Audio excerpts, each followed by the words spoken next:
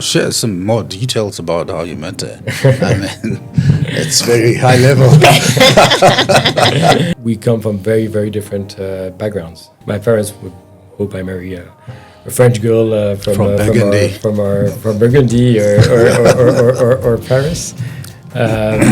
For her, bringing you, I mean, what are those memories? I mean, when she introduced you to the parents and said this, I met this guy, I like him very much, I think he's good.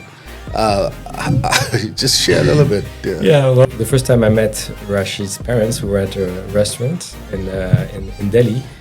And so Rashid's mom was asking me, Rashid, who was translating, but why are you interested in an Indian girl? You don't have girls in France? And welcome back, everybody. Welcome back to another episode of Off the Clock. How do you deal with stress? How do you handle that? Coping mechanism that I have is I go for a run. Manage stress by obviously being moments like this. Directly saying I'm going off the clock. Just even a night out. I'm listening to my favorite music. I go into one of the studios at the gym and I dance. Some cocktails and rest and just do nothing. I ground myself spiritually. The right amount of stress is good. It helps you push boundaries. So it makes you have a sense that you are alive. And then just having fun. I mean, there's nothing that beats good conversation and a laugh with the kids and a glass of wine. Welcome to Off the Clock. Today we gonna be focusing on something very special, close to my heart, education. And for that reason, we've got a very special guest, Eric. Eric, welcome to Off the Clock. Eric is the CEO and the founder of Enko Education. He's also my YPO colleague. And we're gonna not only talk about education, but try to get to know you, because Off the Clock was founded to demystify people like you. At the same time, spotlight on work-life balance. You're not only just eating education, you're eating other foods and doing other stuff. So, Eric, I'm just gonna give you a moment just to introduce yourself, just a little bit the way you want to do it. Sure. Well, first, Peter, thank you so much for having me. It's a great honor to participate to this very special podcast. Well, my name is Eric. I'm born in France, but I'm a son of an expat family. So I traveled the world. I like to say that I made my first round clock tour of the planet before I was 7. Wow. And I think the adventurous nature of my parents probably influenced a lot what I do today. And so now I've been in South Africa for 12 years, and this is a fabulous country, and I'm very happy to be here. Yeah, and the weather is good. And beautiful. The weather in South Africa is incredible, and I'm not afraid of the cold. I come from Europe. The cold is okay with me. we are in winter right now. But I don't know if I agree, judging from the number of jackets that you brought in the room. So, I mean, just to kickstart, Eric, you in education, how did you get involved in education? Are your parents teachers, or you just driven by a mission to solve the world's problems? It was not a vocation. I'm not a teacher. I think I've been fascinated very early by the transformative power that education has. Okay. I think there's very, very few area that can transform a country as strongly as having a good education system. And so I think realizing this has been something that intrigued me a lot. And another thing that intrigued me is, at a certain moment in my life, I realized that a lot of sectors had been transformed by technologies, for instance, and education hadn't. And I felt, I feel I'm pretty connected to technologies. Some of the skills that I developed, I think, can be relevant.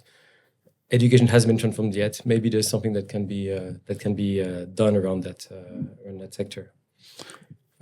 Another experience that inspired me a lot is actually a trip.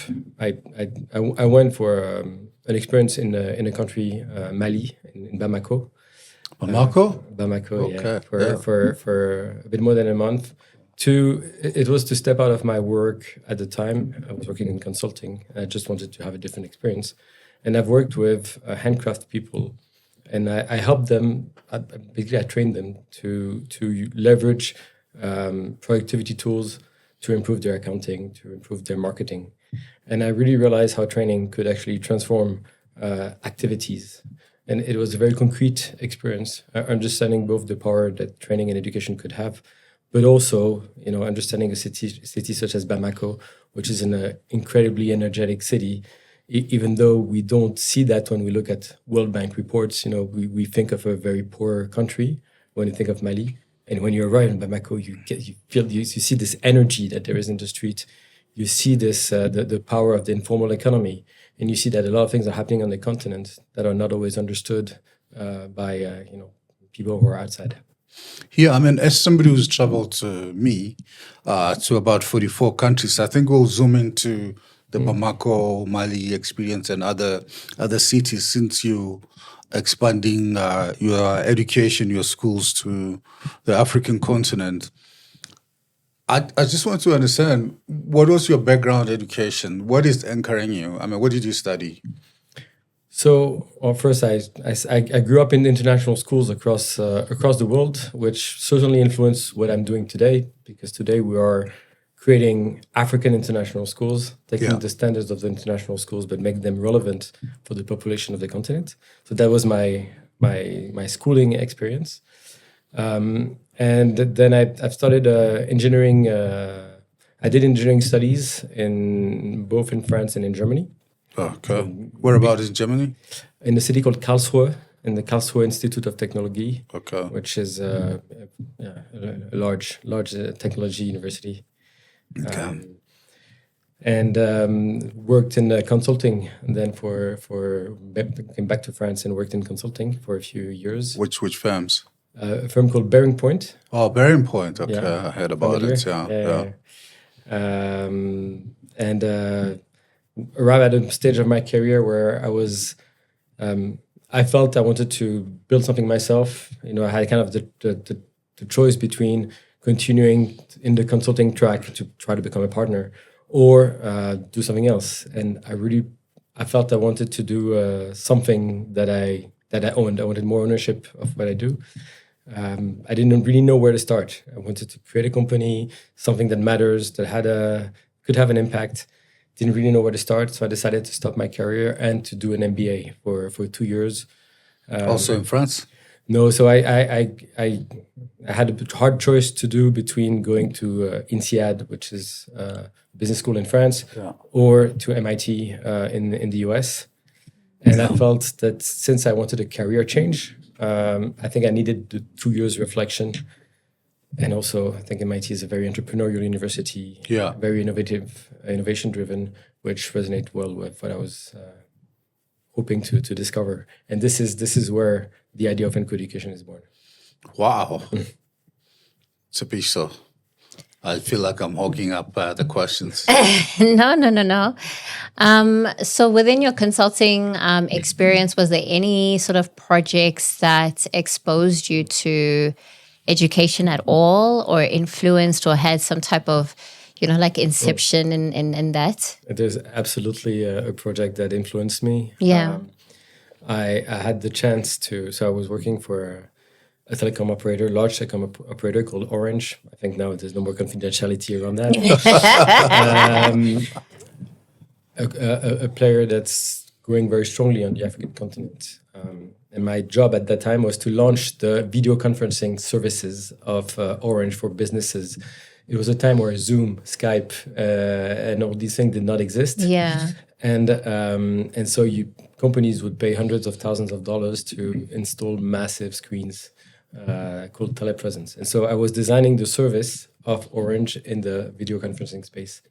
And this is clearly a moment where I started thinking, okay, we have those big equipments, but at the same time, 3G starts to ramp up across the African continent. You know, M-Pesa was starting in Kenya. Yeah. And I felt if we have both the networks and those type of technologies, there is a future where social services such as healthcare, education will become more accessible in different ways. We might be able to target villages, remote villages, you know, and bring expertise remotely in a way that hasn't been done so far. So this is really one of the moments where I felt, well, something can happen around technology and education. It's one of the moments that inspired me to think of doing something else and start a company. Okay. And then walk us through your journey at MIT, because I can imagine in terms of like MBA, that can be quite an experience, and there's just quite a wealth of knowledge that you gain from that experience, from your networks, from the lecturers, etc. So what was that like? I think one thing that was important for me is I knew exactly, I had a strong idea of where I wanted to go to this institution. I wanted to start a company. I wanted it to be a social impact, and I wanted to move to emerging markets. That was kind of my idea. And moving. So you had a vision, yeah. Yeah, and I spent a lot of time fine-tuning that vision before going. And it helped me a lot to choose, actually, and make the right choice for me. And moving to emerging markets was kind of going back to what I did in my youth, where we're traveling across countries. So I was not necessarily looking at the African continent, but I really wanted to. I was not aiming to stay in Europe or in the US. The first few weeks of those of an MBA, it's pretty much this expression to drink by the fire hose. Where you think you're focused at the beginning, and suddenly you're exposed to 1,000 of opportunities in every direction, and difficult to not be fascinated by the tech world in the US. Yeah. So my original idea kind of was still there, but I looked at a lot of things. The level of intensity was incredible. It was because I was trying to do everything. I was trying to study. I was trying to go out and meet those, I had 400 people in my cohort, and you want to meet everyone and create connections with every single one, So you're always doing activities, going out. And my level of sleep at that time went very, very low. It's a moment where I actually started. Yeah, we're going to ask you some questions about that. And actually, don't lose the track of thoughts. When you mentioned that, you just reminded me when I tried entrepreneurship in 2017, when I left BD. I kind of, was the experience in my life where I felt like somebody who said, I won't drink again. And when I moved back to corporate, I felt like now I'm back in the bar, I'm drinking. But the big feeling was when I was evaluating a lot of opportunities, I felt like I was in a candy store. Think about your child in a candy store, like you don't know which sweet to eat. It's like that's overwhelming, but it's a good choice. You're happy, but you're overwhelmed. Yeah. So I just wanted to share that because it resonates very well with me, being in that moment. I came to MIT to start a social impact company. At the end of the first year, I had the opportunity to do an internship, and I decided to do it at Amazon, which was kind of the opposite of the original aspiration. But the great thing with a 2-year experience is that you can try things, and you have second chances. And so I went to spend a summer in Seattle, which was a fabulous experience, and learned a lot of things that actually influenced a lot what I did later. But it also helped me to realize that this is not what I wanted. I really wanted to create something, and so I got this opportunity to test something. But then on my second year, I came back to my original purpose, and this is how certain classes. I eventually met an investor based in South Africa who wanted to invest in education. I was fascinated by the topic. We started working together. And this is how we realized a gap in the educational landscape in a lot of African countries. Was he an investor, or it sounds like a business angel? I would say he is an entrepreneur in the finance industry. His name and is he had the money. and he had the money. He had the personal Loads, so he did a lot of money. enough. Well, it's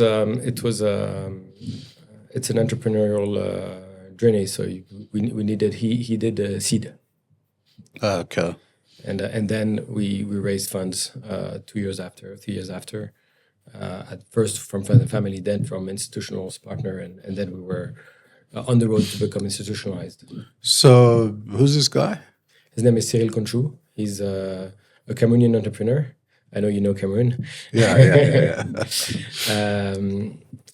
Who he founded a few companies in the finance industry, including private equity.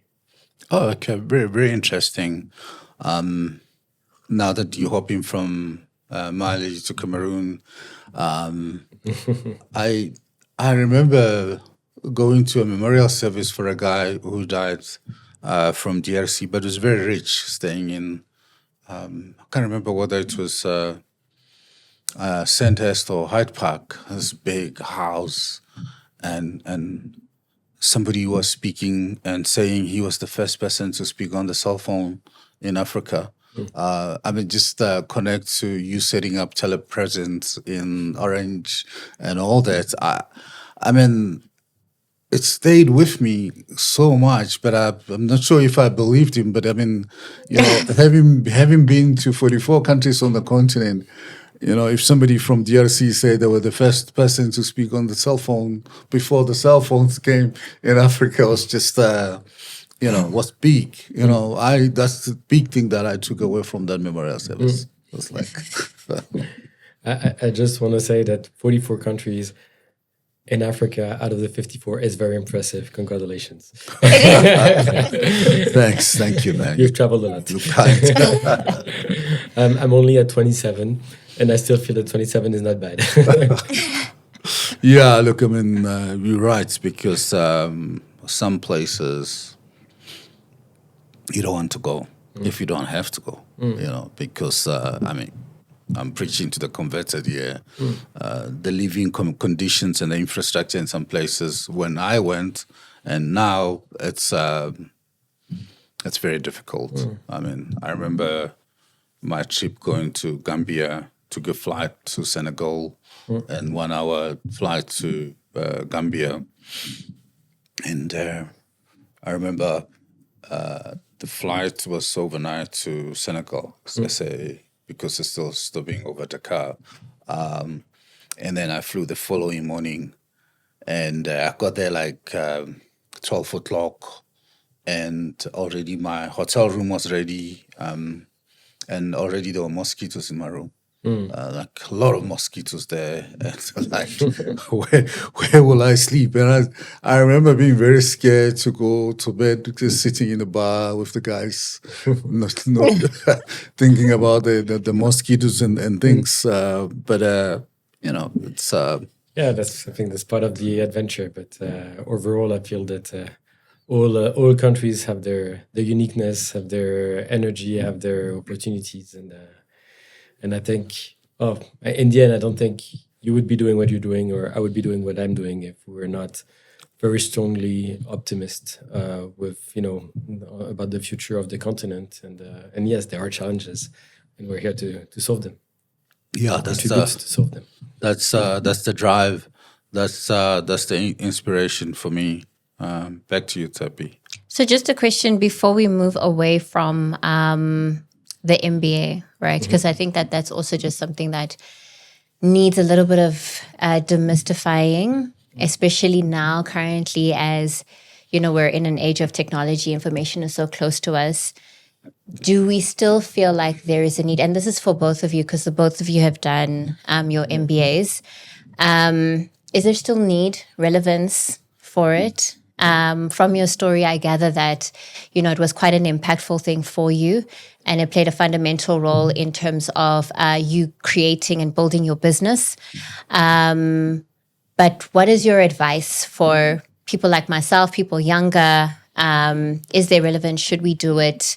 How should we go about it to get, the best sort of outcome from it? So it's a great question, and I think it really comes down to what is education. A lot of people associate education to content, Yeah. the level of math is not strong enough, or we need to do more math, or we need to do more subjects. And I think content today, you can buy a book, you can go internet. Content is available for free everywhere. So this the content. I'm not saying it doesn't have value, but I think education is much more than that. What drives learning is a lot of things.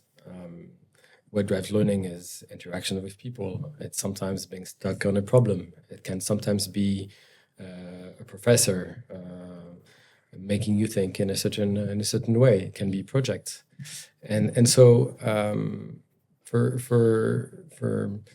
that's first on the learning part. Now, for me, what I gained in that experience. So yes, I did gain some technical knowledge. Yes, it's true. There's some domains that I was not. But I also gained to realize that it was possible for me to start a company in an African country on a continent that I'm not part of, and that I don't know, in a sector that I don't know. But all of this, I felt I'm ready. I'm okay to do it. And so building that confidence is something that I got in that experience, for instance. And I don't think I would have had it if I had continued my career in a linear way. Yeah. So sometimes put yourself, I'm going to say, at risk, and I don't think it's a big risk to go to an MBA such as in a university such as MIT, but stopping my career was a risk. Going to pay a large amount of money and without having a salary, I perceived it as a risk. But by putting myself outside of my comfort zone, I think I kind of saw behind walls that I had around me. I saw that there was other options, other possibilities, and that's something that's very unique. You don't have to do an MBA to gain that, but that was my way to break those walls, break those boundaries, and try to think differently. Yeah, and I think that's the biggest. For me, it was the biggest. In addition to meeting great people, that also inspired me. One of those great people became my wife. So, it's another added value for me. Okay. So, my favorite question is actually you just triggered that by mentioning your wife. How did you meet her?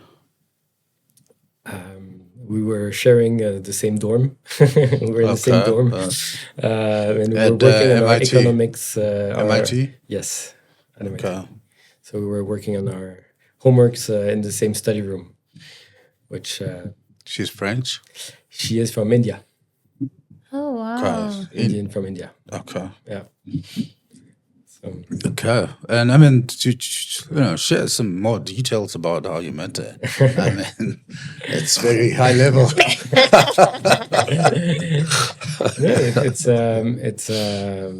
Well, I think by studying together, we started to get to know each other, and what's very I think interesting is we come from very, very different backgrounds. Yeah. I think if we look at what my parents and Rashi's parents would have hoped, it doesn't overlap. My parents would hope I marry a French girl from Burgundy or Paris.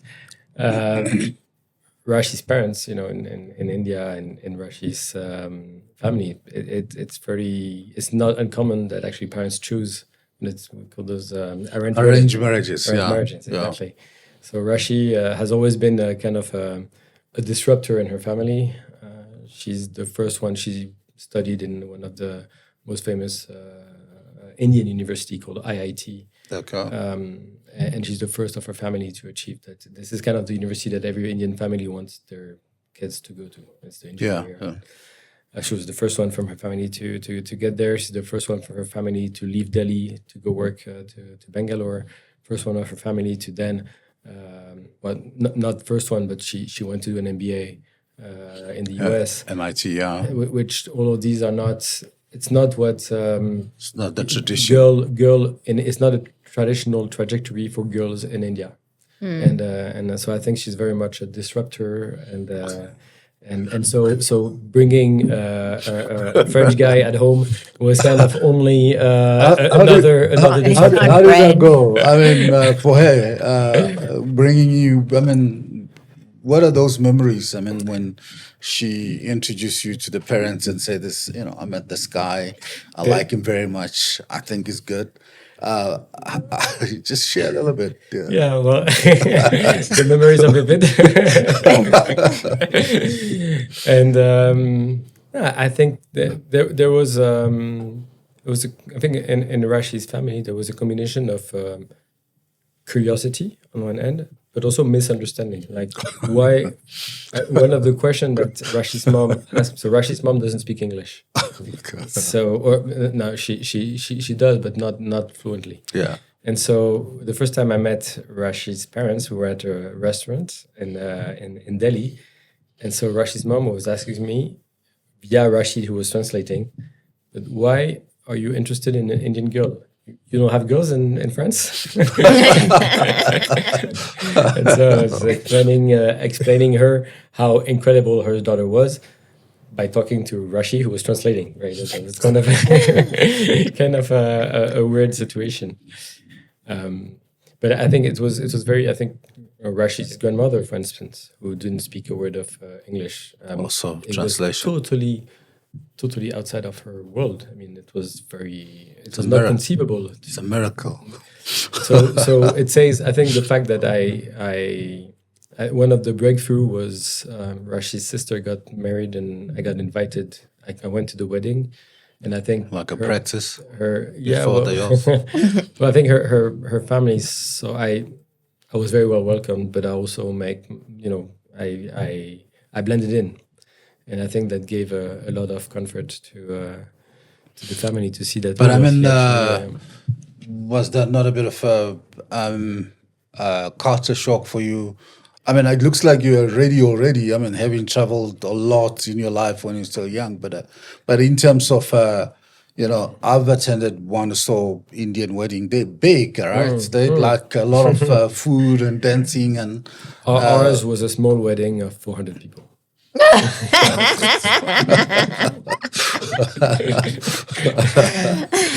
Over only 3 days.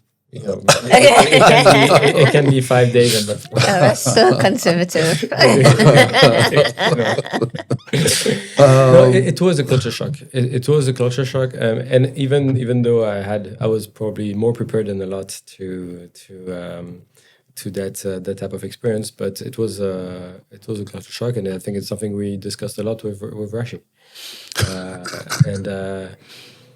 But in the end, I think what I felt was incredible was this family who I was totally outside of their realm, but at the second where we became married, I was one of them, like a no difference. It was 0 to 1. It's like you're one of us. So before, sorry, okay. I'm really ask this. I mean, before you kind of met her, what was the thing that surprised you about the Indian culture that you didn't know? Because you learn as you immerse yourself into the whole thing, I think India is. I think every day, even I'm going to India end of August, and I know I'm going to discover a lot of new things. India is a country that is so many. I don't know. You can only be surprised every day you spent in this country. So, but one thing, yes, that's a tough. Look, for me, this notion of arranged marriage was something that was. I come from a country where liberty is a very important value. It's one of France is liberty, equality, fraternity. Okay. And so being in a country where actually girls and boys don't choose their partner was a surprising, a very unsettling element. So you guys feel like rebels? I a bit less than Rashi. I think Rashi. Rashi has to change.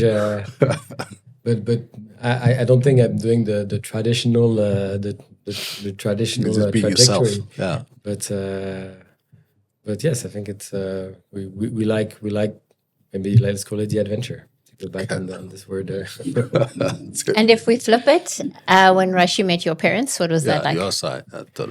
So it was. And firstly, do you have siblings? I have a brother. Yes. You have a brother. Yeah. Okay.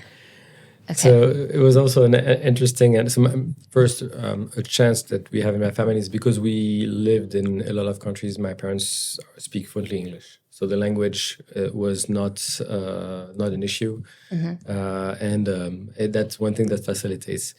But when Rashi talks about her first time in France, and going to Burgundy, she talks about this moment where we arrive in the airport and we take the highway to go to Burgundy, and the highway has 8 lanes. And then we go to this smaller highway that have 4 lanes. And then we go to this national road that has 2 lanes. And then we go to the countryside road that have 1 lane. And then we go to this path that's out of dirt. And Rashi said, no one will ever heard of me again. I'm going to disappear. They're taking me to the end of the countryside. And I think that's interesting is, so Rashi is very international, but for instance, Rashi's parents hadn't really traveled. And so for a lot of people, going to Paris is a unique experience. And for Rashi's parents, it was like, oh, another city, you know? And so we're trying to say, no, but that's a very beautiful city.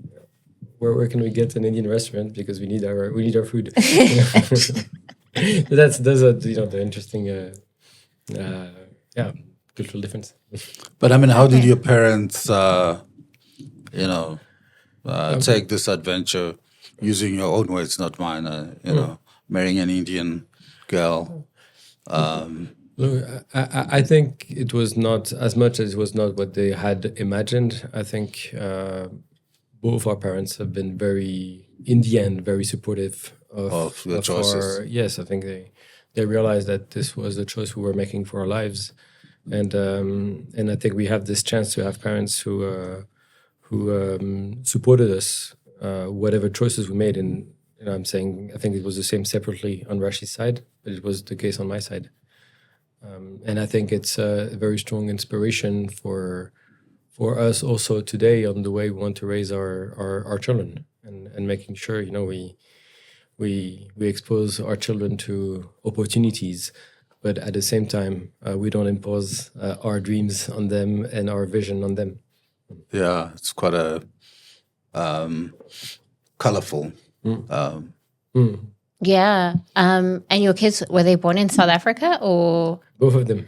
Oh, really? Yeah. So your kids are like old? South African /French /Indian? Yeah, absolutely. Wow, and that's beautiful. So my daughter just turned 6.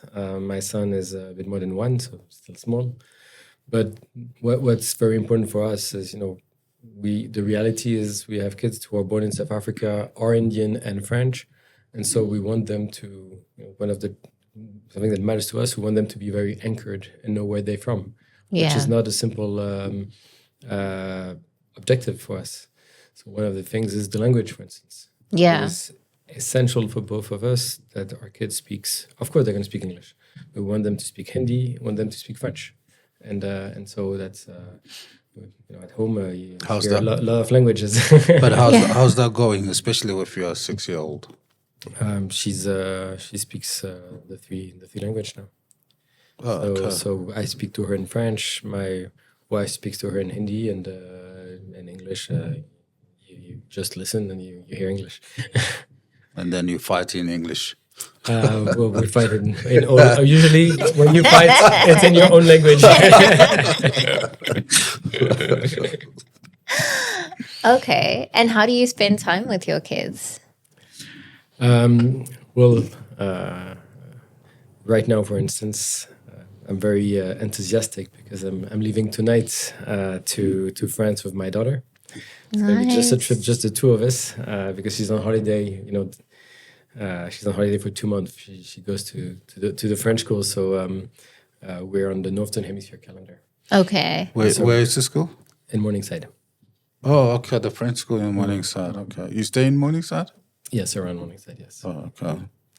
And so we're gonna spend 3 weeks. So we're taking the flight together. We're gonna spend 3 weeks with my parents, and I think it's a as much as we love to be the four of us in a family, it's also sometimes nice to have different moments where it's just the two of us. And I think we get the opportunity to create a very unique, to have a very unique experience. So I'm very looking forward to that. We call it off the clock. Spending that time, bombing her, connecting, getting to know each other, and all that. We try that. Look at us, doing podcasts together. But it's actually quite an important concept. A friend of mine was telling me that he was listening to the radio and they were talking about this concept of dating your kids. Not in a weird way, but like actually taking your kids out on dates and having that one-on-one time with them.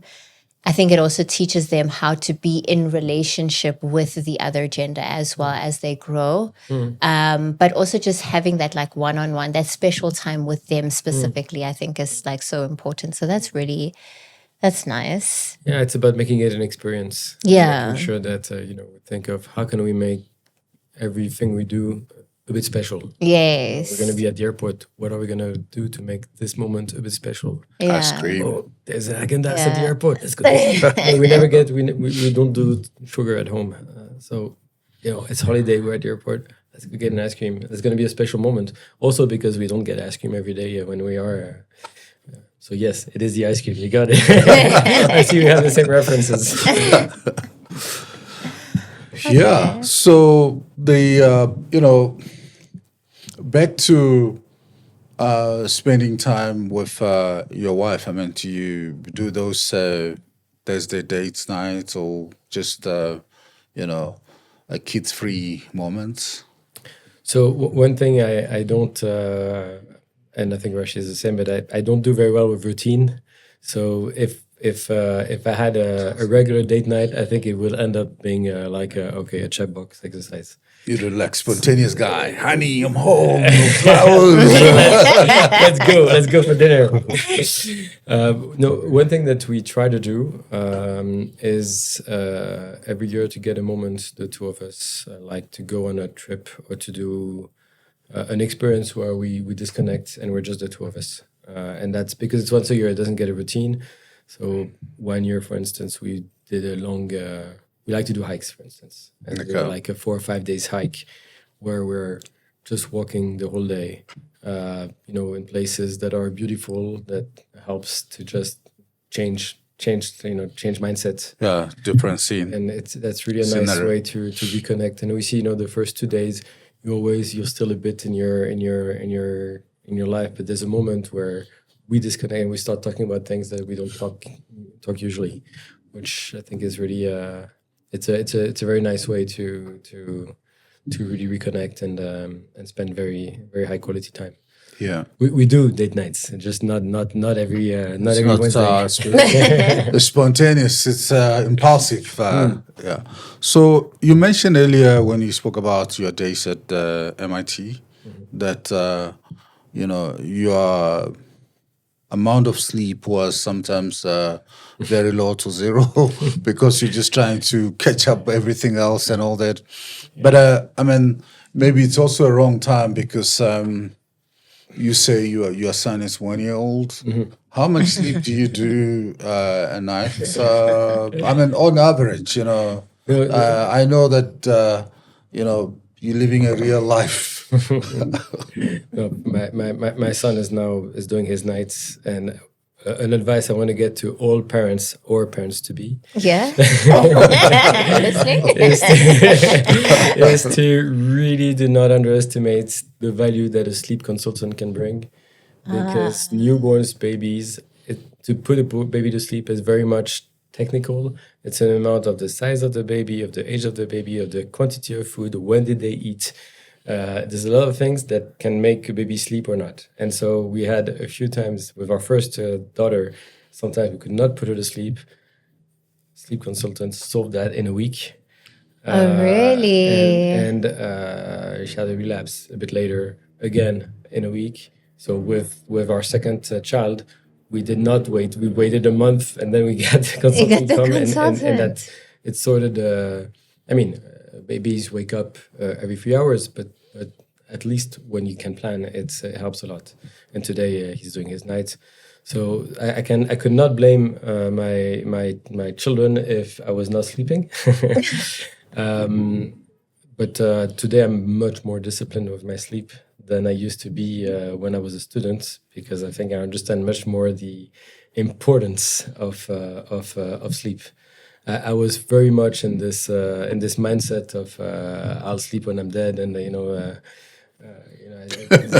Sleep when you're dead. I work hard, play hard, and it was kind of my type of mindset when I was studying. And I actually went to see also a sleep person who told me it's okay to not sleep a lot, but make sure you sleep by cycles of an hour and a half.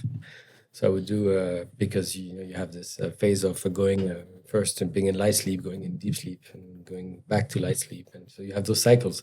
If the theory says that if you sleep an hour and a half, you go through a full cycle. So just make sure to not stop in the middle. So I would do 4 hours and a half is fine. So I would sleep 4 hours and a half and have a power nap in the afternoon, which is probably very destructive for for the brain. So today I try to get at least 7 hours. Okay. All right. And anything, linked to that type of wellness, physical wellness, anything that you do in your spare time to help you with your physical being? Do you exercise? Do you do any type of stuff like that? I think I had kind of a moment of realization at the moment of my career, actually, during the development of Enko Education, where I was struggling in a lot of things, and I had this moment where I realized that what I was doing was too complicated, and if I was forgetting myself in the process, everything would collapse.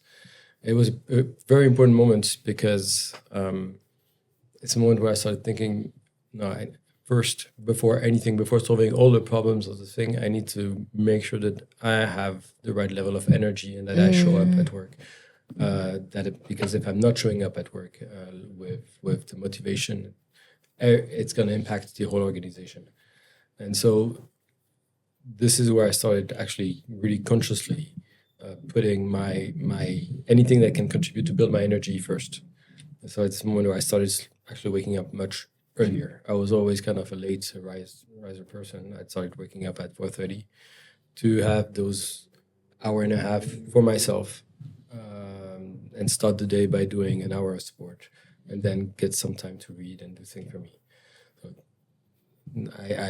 today I'm more waking up at 5:30, but it's still the same concept of gaining this time when you're on your own, and that's my me time. Yeah. So doing sport, I think, has been also the second very important element. I was doing a lot of sport when I was in my career, and working as an entrepreneur. Sometimes you don't really master your calendar, and I kind of stopped. Also, I was playing a sport which is a kind of rough sport. I was playing rugby for a while. Oh, really? And I cannot do this when I'm traveling all the time. Yeah. And so I stopped. I was not doing anything anymore. And so starting again sport every morning by doing an hour of sport every morning is now something I do, and it's an important component of my well-being. Yeah. After that, I started understanding the importance of sleep, the importance of nutrition, and now I'm much more focused on what I eat, the way I sleep, to try to be balanced. So talking about nutrition, what you eat, Indian culture, French, very rich in food, diets, and all that. Are you infusing the two together, or how does that work? Let us in. Well, we have that chance to come from different part of the world. It will be really a shame to not enjoy delicious Indian cuisine and French cuisine. So yes, we do merge the two.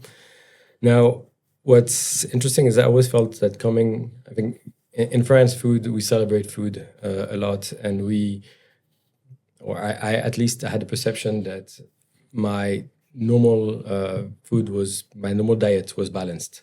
I ate vegetables, I ate a bit of everything, and so I felt I was eating well. and by starting to understand a bit more, being more focused, I decided one day to count calories. And, and I wore what we call a CGM, continuous glucose monitor. It was kind of part of why Piotin? Yes. It was inspired. So I heard about it in podcasts. I listened to a few wellness podcasts, or there's this longevity movement. So I was intrigued, and I thought, okay, why not? Let's start counting calories, be more aware of what I eat, and aware of the reaction of my body in terms of glucose level when I eat certain type of food. And it's incredible how I had no clue what I eat. So I mean, I'm in healthcare, and how long did you wear this continuous glucose monitoring device? So I did a first experiment on 10 days, which basically said, wow, there's a lot to learn. But I didn't learn anything, but I realized that there was a lot to learn. It was kind of opening the door. Yeah. And I did a second session a bit later, where here I started being a bit intentional on doing tests. What if I eat sushi tonight? My glucose level went shot to the up. roof. Yeah. Really? Yes, because from sushi. Yes, because the people doing sushi sometimes use a special type of rice that has kind of a glue on it, and that glue is sugar. And so it is actually, it can be, for some people, they can react very strongly, and I'm one of them. I felt, okay, a bit of carbs, but it's rice, it's fine. Salmon, it's fish, protein, it's good. No, it was not good for me, not like that. So I it made me really aware of the impact of carbs, and the fact that carbs is sugar. It's something that I knew without knowing. I think I realized the importance of protein. Build up. Build up, exactly. So I did not. It's not like I stopped my to eat things, but I've been much more aware and conscious of what I'm doing. I stopped totally processed food, for instance. So your favorite Indian dish? My favorite Indian dish, I think the butter chicken is the butter chicken is always a hit. I like the biryani. Biryani? I like what type chole. of chicken? Chole? My mother-in-law's chole is the best. That's the best. Just repeat that slowly. You never hear men say stuff this is like a message from my mother-in-law. When you watch this video, this is for you. Your chole is the best. Wow, that's power. So you keep on going back India for chole. Of course. But I cannot just talk about my mother-in-law. I also have to celebrate the food of my own mother, which is also delicious. Which one? The French dish. Which one? Well, everything she does. She France. When you think of Italy, you think of pizza, you think of pasta. When you think of Japan, you think of sushis. There's not something that stands out in the French cuisine. There's not one dish. I think there's so many. So everything else that she prepares is I love my mom's nice. food.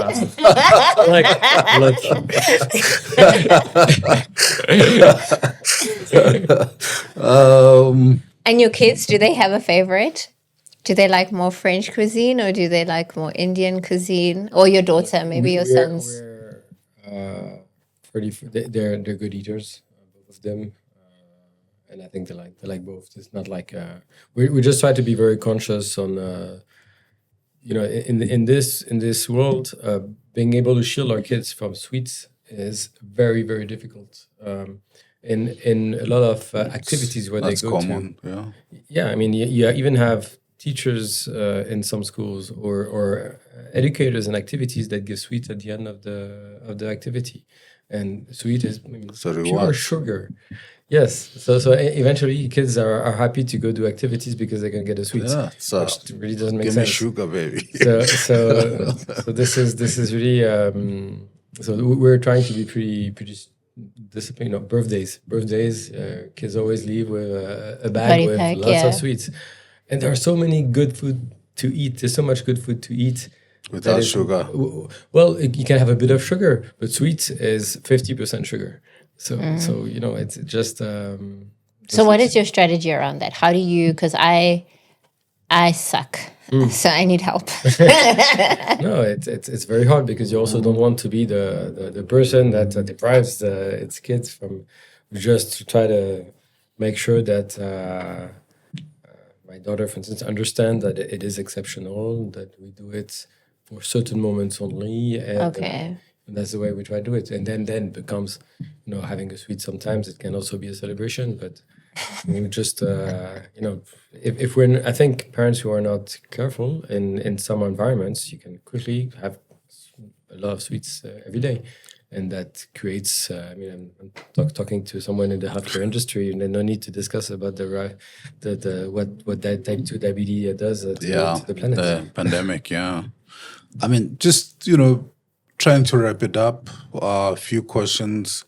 Back to, Enko Education, something you started from scratch to create impact.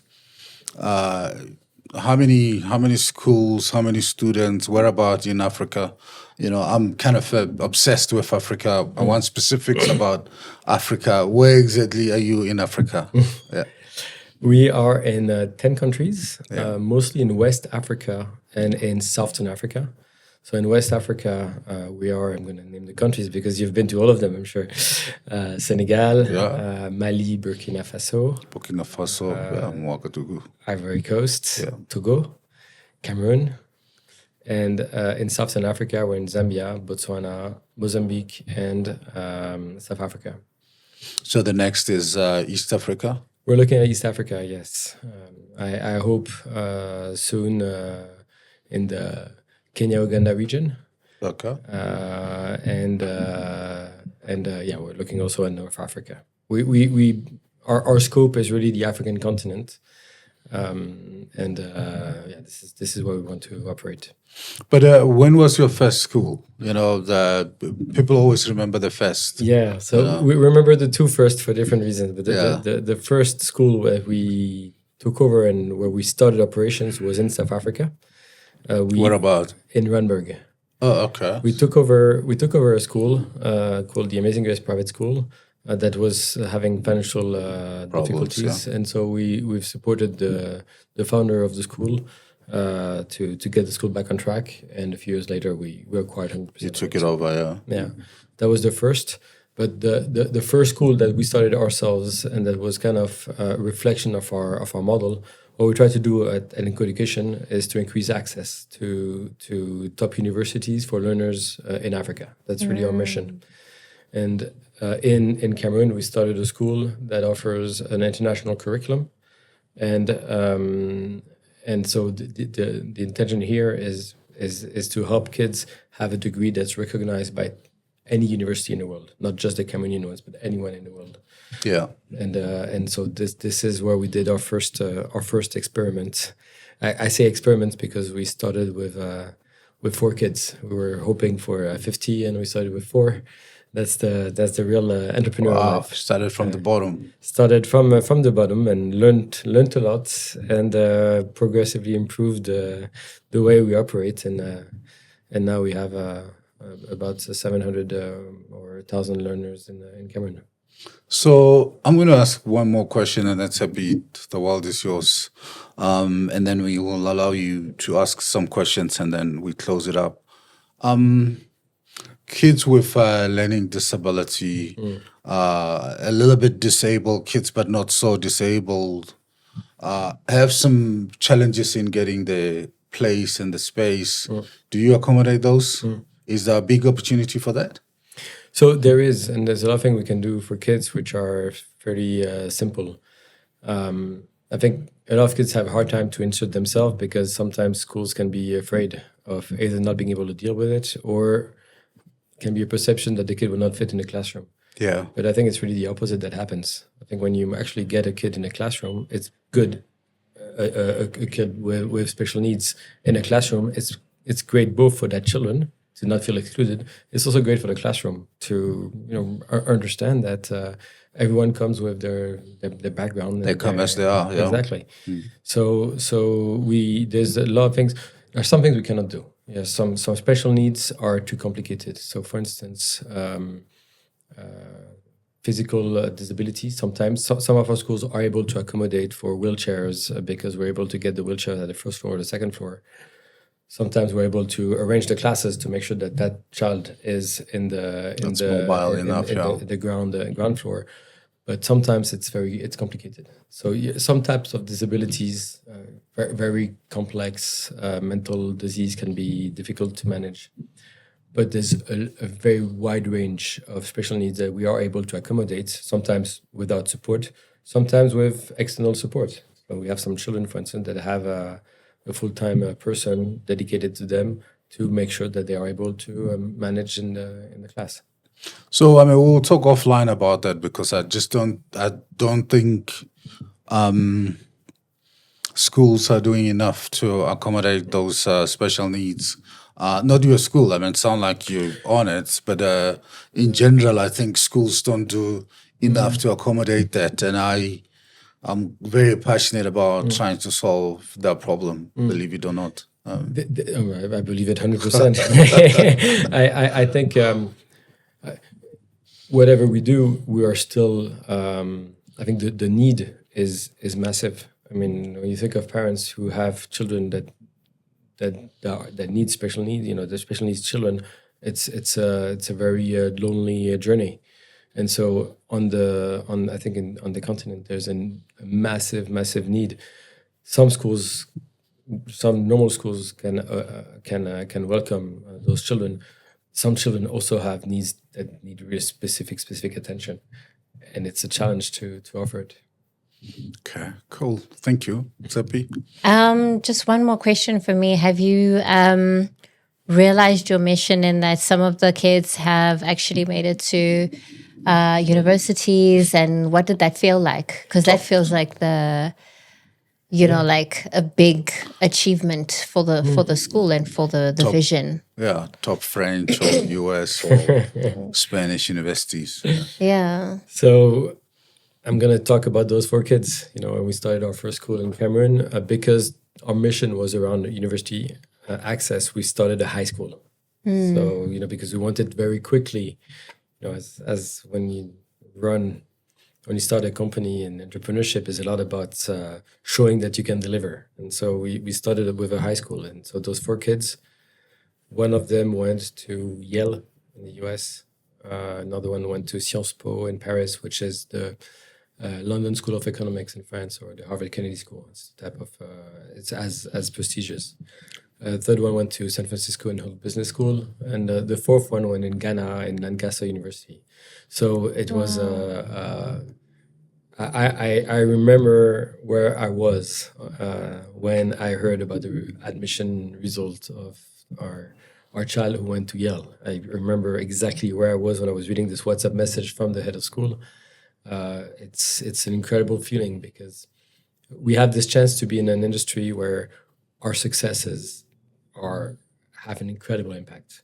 And that's something that drives, I think, everyone that works at Enko Education, this impact that we can have on our learners' lives. And it's not just on their lives, it's on their families, it's on their communities. When one kid in our school has those results, it inspires all the other kids. Yeah, so there's a multiplier effect that's incredible. So that's one of the big kicks that we get when we work. You asked, did we fulfill our mission? I think we had some fabulous results. We still have a lot of challenges to sort. We want to have an impact. We don't want our schools. We don't want one school. We want 50 schools. We don't want 500 learners. We want 50,000 learners. And it's about increasing access. When we say increasing access to top universities, there's increase in it. It's to move the needle. Yeah. So the mission is in motion. Love that. Love that. Beautiful story. Yeah. I hope this great work that you're doing helps you to sleep even better at night. I guess with all in mind, do you have any questions, any comments to us in the Off the Clock tradition? We normally allow our guests to revenge, ask back some questions. Well, I have a few first to make the link between education and yourselves.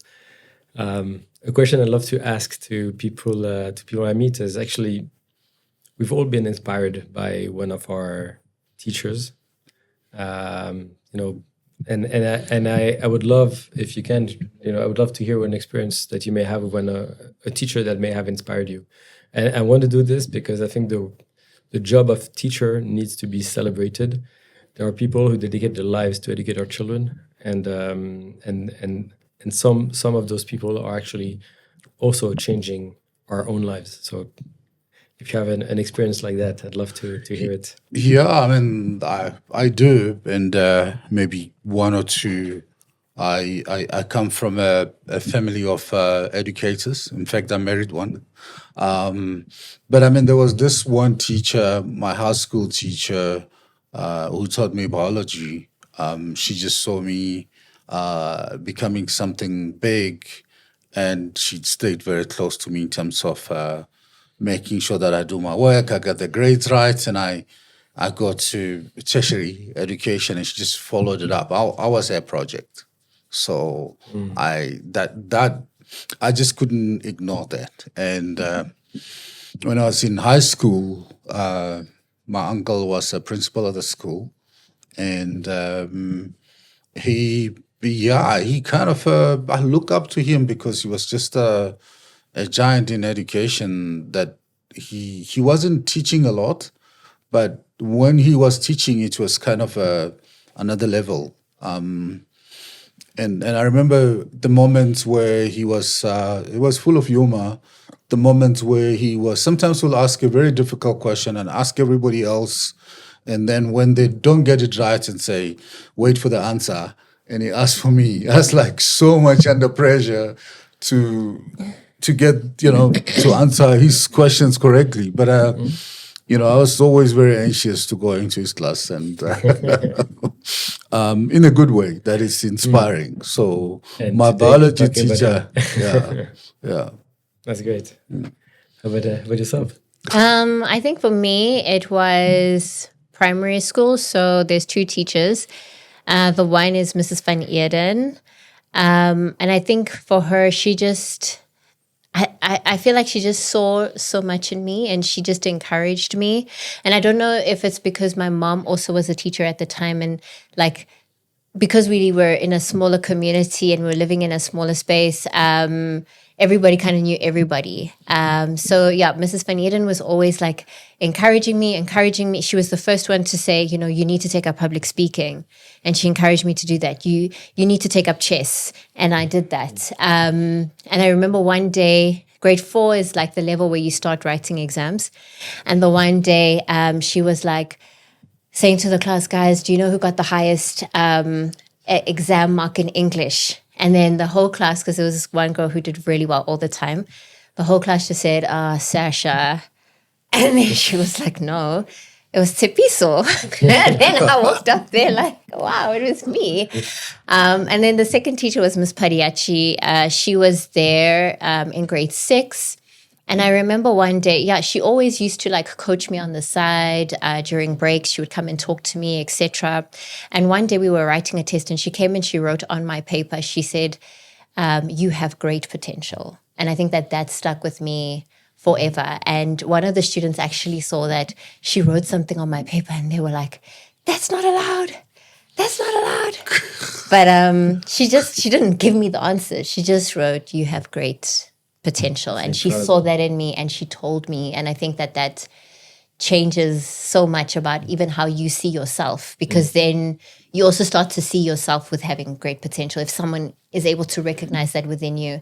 And especially if it's not your parents. I mean, no offense. It's good when your parents see that, you're good, but it's different when someone you don't know, Stranger, sees it in you. So, yeah. It's fabulous. It's great. No, are you still in touch? No, unfortunately not. Unfortunately not. But yeah, if they're watching, thank you. So, thanks for those answers. Maybe a second question. I really love the fact that, I have a father and a daughter together in this, having this conversation with the two of you. What inspired you to there's the family initiative behind this podcast. What inspired you to do this? Yeah, this was inspired by my favorite son, who's not here today. I had a reverse mentorship relationship with him, where he was just helping me out with social media stuff, because he's kind of been very intense on the social media, gaming and PlayStation and creating games and stuff. And once a week we'd sit down and kind of I'll coach him on the real stuff, and he'll coach me on the softer stuff. And I was bragging about my LinkedIn presence and saying I'm very prolific on LinkedIn. I'm posting, twice a week. I'm very disciplined. I'm doing well, and once or twice a month I write a thought leadership article. So I mean, and he just said to me, like, LinkedIn is like a workers page. That's not social media. I mean, people are right there, stuff that's all over the show. Why don't you do real, social media like TikTok, Instagram, and all that? That's like, I'm not ready for that stuff. I'm not going to do it. And he said, look, what about podcast? And I said, yeah, I can do podcast if we do it together. And he said, yeah, it's fine. I don't think he thought I could pull it off when I agreed. Because, and then, most business format, I said, okay, fine, let's then vision the whole thing and get help in writing the whole story in terms of what is this podcast going to be? A topic that has got a legs, longevity is going to go on, and started looking at different topics and came to a topic to demystify people like you, and also talk about work-life balance. The other stuff, asking you about how much money you make from the schools and all that, you talk about all that stuff. In fact, your shareholders and board of directors ask you about that stuff. It's not nice, So talking to people like you about romance, like how you met your wife, how you raise your kids, like the trip that you're taking tonight with your daughter. It's very special. A lot of people don't do that, and it's very unique. I find that if I spend time with her, it's priceless. So the focus was on something like that, work-life balance, demystifying people like you. That's how the whole thing started. And I didn't know at the time that the impact was going to be this big. The fact that it doesn't force us. It doesn't force us to spend time together.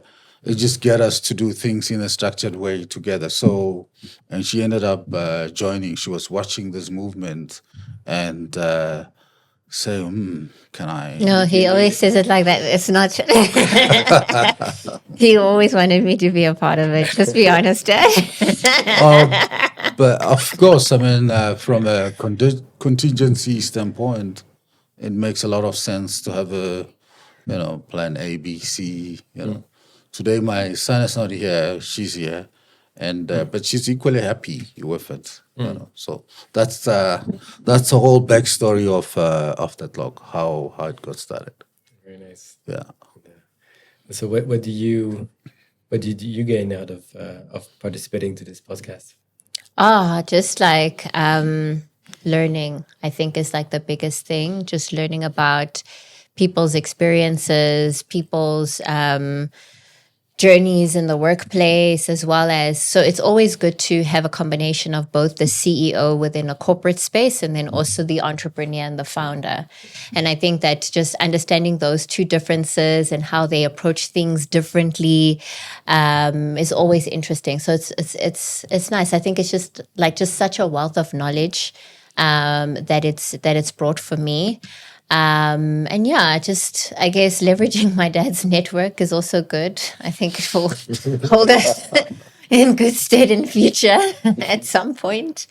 But I think the most important thing was just learning. Very cool. Yeah. Oh, it was really an honor to spend this time with the two of you. Yeah, thank you very much. You're doing great things out there. I mean, education for me ranks very high in the community, in the world. And, for a Frenchman, to dedicate his life on improving a state of education on the continent, it's a novel job. So thank you very much for appearing on Off the Clock. Appreciate it. Thank you so much. Thank you. Thanks a lot. So great to meet you. A pleasure.